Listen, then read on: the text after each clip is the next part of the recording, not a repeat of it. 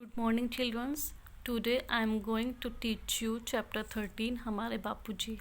बच्चों, इस चित्र को ध्यान से देखिए। क्या आप इन्हें पहचानते हैं कि यह कौन है? ठीक पहचाना आपने। यह चित्र हमारे राष्ट्रपिता बापूजी का है। बापूजी का पूरा नाम मोहनदास करमचंद गांधी था। हमारे जो गांधी जी थे उनका पूरा नाम क्या था? मोहनदास करमचंद गांधी। इनका जन्म 2 अक्टूबर 1869 को गुजरात राज्य में पोरबंदर नामक स्थान पर हुआ था। इनका जन्म कहाँ पर हुआ था? गुजरात के राज्य में पोरबंदर नामक स्थान पर हुआ था। इनकी माता पुतलीबाई एक धार्मिक महिला थी। इनके पिता का नाम करमचंद गांधी था, जो पोरबंदर में दीवान थे। गांधी जी के विषय में हम सभी जानते हैं कि उन्होंने जीवन भर सत्य और अहिंसा का पालन किया। इनके बारे में हम सभी जानते हैं कि इन्होंने हमेशा सच का साथ दिया है और अहिंसा का पालन किया, किसी जीव जंतुओं को ना मारना। इसलिए सभी कहते थे कि वे सत्य और अहिंसा के पुजारी थे। जब वे विद्यालय में पढ़ते थे तब एक घटना उनके जीवन में घटी।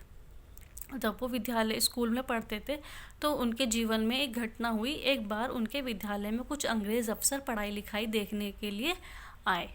उन्होंने तरह तरह के अंग्रेज़ी के शब्द बच्चों को लिखने को कहा। कुछ बच्चे कई शब्दों को नहीं लिख पा रहे थे। गांधी जी से उन्होंने केटल शब्द लिखने को कहा। गांधी जी से उन्होंने क्या शब्द लिखने के लिए कहा? केटल। गांधी जी उसे नहीं लिख पा रहे थे।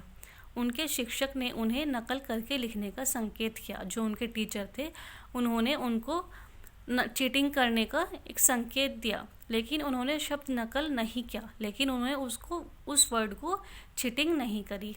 जब अफसर चले गए तब उन्होंने अपने शिक्षक से कहा, तब वो अफसर चले गए थे तब उन्होंने अपने टीचर से कहा, यदि मैं नकल कर लेता तो वह बेईमानी होती और मेरी योग्यता की सही जांच ना हो पाती, तो मेरी काबिलियत की सही जांच नहीं हो पाती।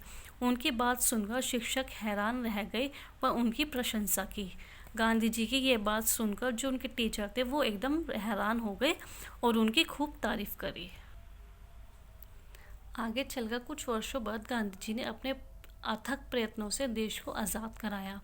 आगे चलकर कुछ सालों बाद गांधी जी ने अपनी कोशिशों से देश को आज़ाद कराया।